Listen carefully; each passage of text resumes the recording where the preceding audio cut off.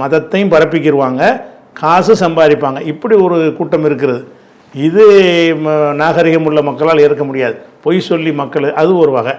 இன்னொரு வகை என்னென்னு சொன்னால், அவங்களுடைய கல்வி இந்த மாதிரி ஸ்தாபனங்களை உருவாக்கி, நீ எங்கள் மதத்தில் சேர்ந்தால் உனக்கு கல்வி தர்றோம், இலவசமாக வந்து சீட்டு தர்றோம், இலவசமாக சிஎம்சி மருத்துவமனைக்கெல்லாம் போனீங்கன்னா அந்த மிஷினரிலேருந்து போகிறவங்களுக்கு சலுகை இருக்குது.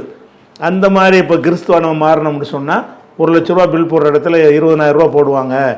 அப்படிங்கிறத காட்டும் பொழுது அதுக்காக ஒருத்தன் மதம் மாறுறான்னு வைங்க. மதம் மாறுதல் என்பது வந்து அதை நம்பி மதம் மாறணும். அது கரெக்டான ஒரு மார்க்கம். நம்பி மதம் மாறுறது இருக்குல்ல, அதை தவறு சொல்ல முடியாது. இவங்க வந்து என்ன செய்கிறாங்கன்னா, அதில் நம்பிக்கை இருக்கோ இல்லையோ, நீ கொஞ்சம் இயேசுவை ஏற்றுக்க, உனக்கு கல்வி ஃப்ரீ, உனக்கு மருத்துவம் ஃப்ரீன்னு சொல்வார்களே. ஆனால் இந்த மாதிரி செய்வதை கண்டிக்கணும். இது வந்து இப்போ ஆசை வார்த்தை காட்டி அவனுடைய பலவீனத்தை பயன்படுத்திக்கிட்டு செய்கிற இது ஒரு வகையான மதமாற்றம் இருக்குது.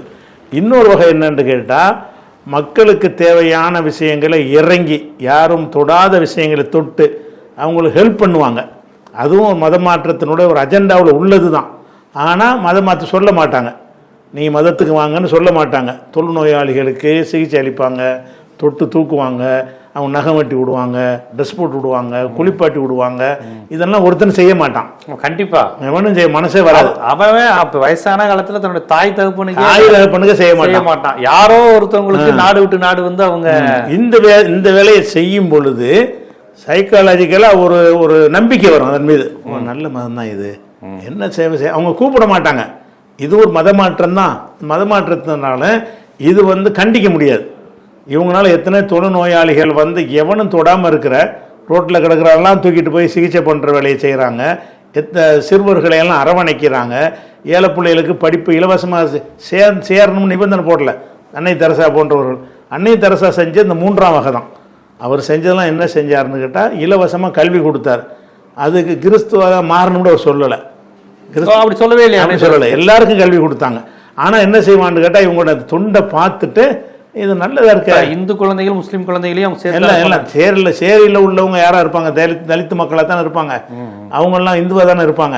அவங்களையெல்லாம் எடுத்து அரவணை குடிசை குழந்தைகள் தான், குடிசை குழந்தை கைவிடப்பட்டவர்கள் தூக்கம். அதுதான்.